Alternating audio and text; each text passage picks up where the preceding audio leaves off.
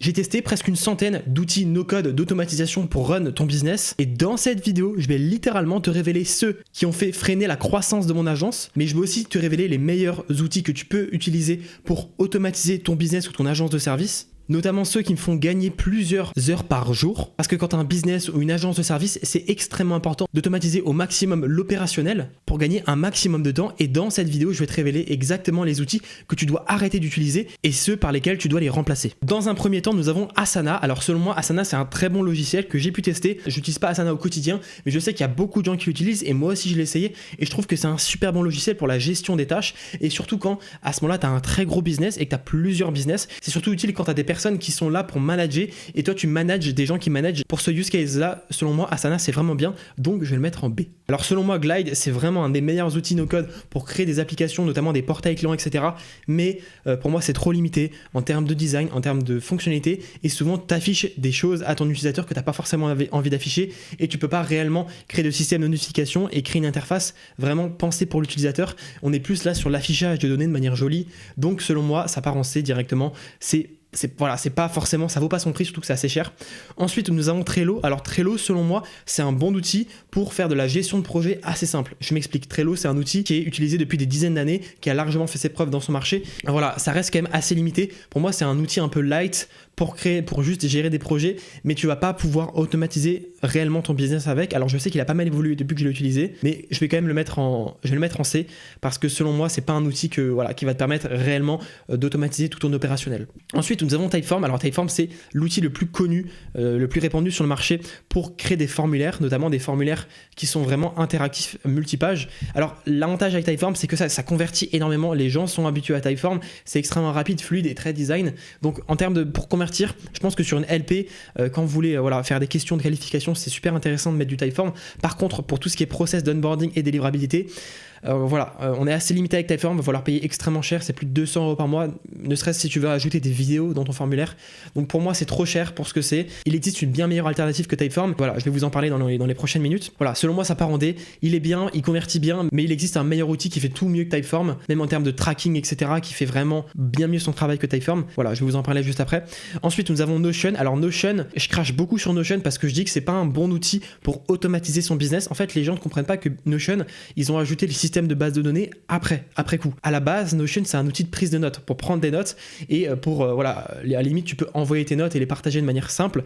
Donc pour moi, c'est pas un outil pour automatiser un business. Il va pas te permettre de scaler à des milliers d'euros. Par contre, pour prendre des notes, si tu fais de la prise de notes, notamment si tu fais de la création de contenu sur YouTube, pour écrire tes scripts, les ranger de manière correcte et juste avoir un Kanban sur lequel tu peux voir le statut de tes scripts et le statut de l'écriture de tes scripts, ça peut être intéressant. Voilà, selon moi, je le mets en B.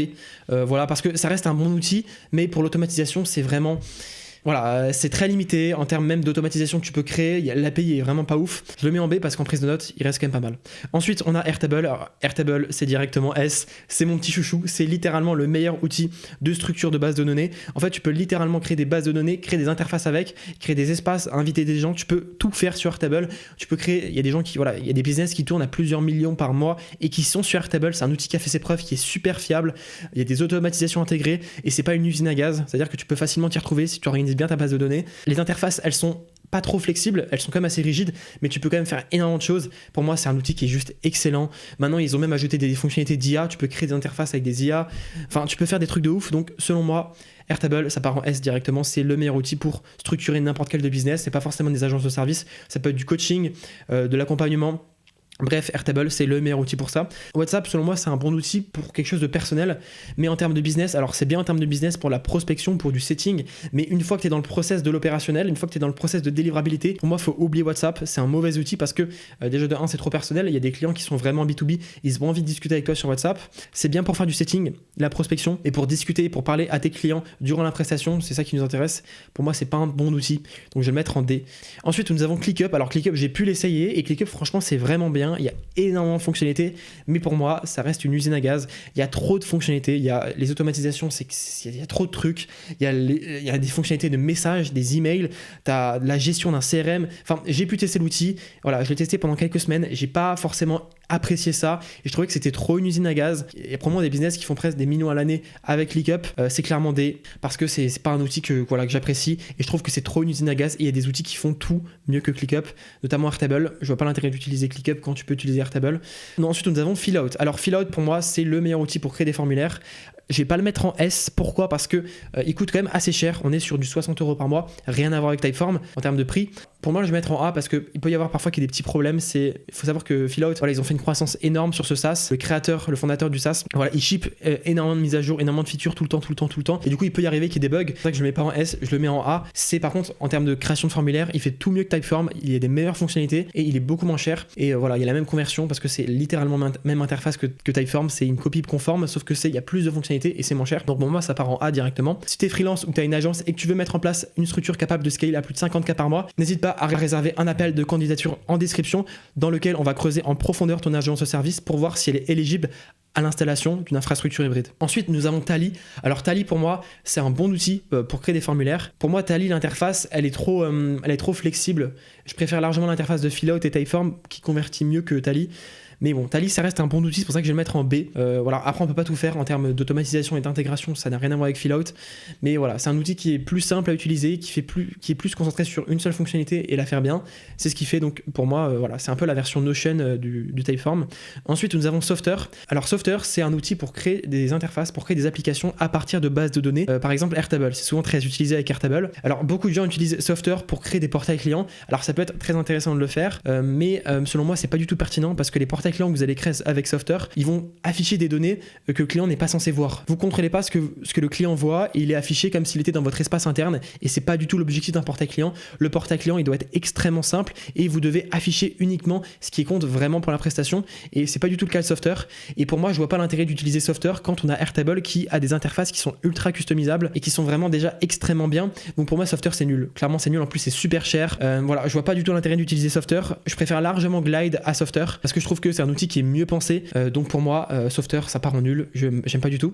Ensuite, nous avons n8n. Alors n8n, c'est l'outil d'automatisation le plus complet qui existe sur le marché actuellement, notamment pour faire des agents IA. Mais pour moi, n8n, ça part en A directement. On l'utilise pas dans l'agence. Pourquoi? Parce que c'est un outil qui est un petit peu trop complexe pour nos clients. On n'a pas envie de faire du n8n pour nos clients parce que voilà, on part du principe que nous, quand on délivre notre service, on donne l'infrastructure au client. Après, il en fait ce qu'il veut. On le fait pas payer d'abonnement et donc lui mettre du n8n, ça risque de un petit peu trop le complexifier la vie.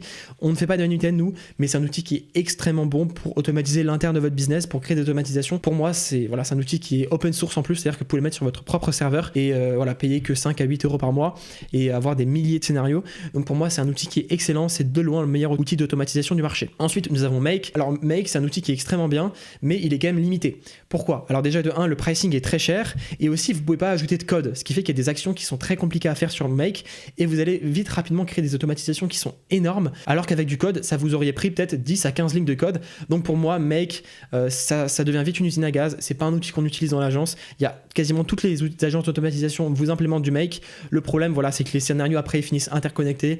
Voilà, s'il y a un scénario qui plante, tous les scénarios vont planter parce que la plupart du temps ils sont interconnectés avec des actions spécifiques qui se réalisent dans un ordre chronologique. Donc pour moi, ça part en C. Voilà, ça reste bien pour des micro-actions, pour automatiser juste voilà, l'envoi d'un message, etc. C'est un bon outil. Ça risque de vous coûter cher mensuellement.